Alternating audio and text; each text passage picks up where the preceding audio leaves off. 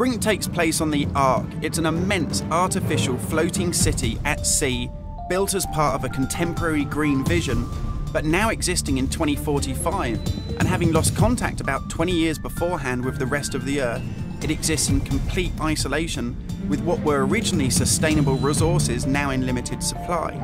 The result of this is that competing social factions have been thrown into an isolated and horrific conflict. We're heading to the Ark's airport.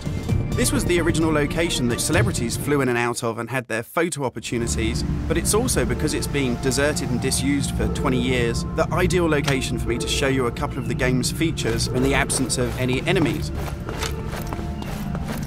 Now, Brink uses those same familiar shooter controls that you're used to, but without the artificial constraints, because we've developed a new system that we're calling SMART. It stands for Smooth Movement Across Random Terrain. If you walk up to something that's an obstacle, just as you would do in any other shooter, you'll stop. But if you want to try and indicate to the game that you want to get somewhere as quickly as possible, using this SMART button, you're able to vault, mantle, and climb with ease. And this is a cool system for helping you navigate through the game, but it's not an autopilot. You don't enter a canned animation that you can't get out of. It's great for advanced players too. If you're approaching an obstacle, like a security sensor, and you want to make it through that obstacle without perhaps alerting the enemy to your presence, you could just look up, and you'll mantle up and over that automatically.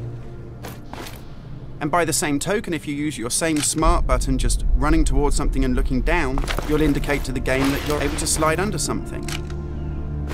And this is really important because in Brink, we want you to be able to make tactical decisions about where you go and how you play.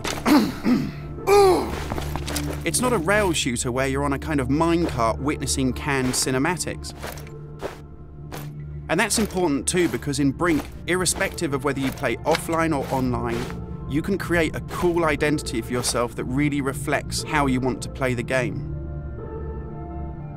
So in Brink, you take on a combat role that suits your preferred playing style, whether you're on the front line attacking the enemy or perhaps at the rear doing support. You'll take part in military objectives as part of a coordinated squad. And when you complete these successfully, you'll earn experience points that allow you to unlock cool upgrades for your weapons, really cool abilities that suit the way that you want to play, and also cool outfits that reflect what a badass you are. And you can do this irrespective of whether you play offline in traditional single-player style mode with no internet connection, or play cooperatively with up to 7 friends, or go online and play fully where the entire game is full of strangers.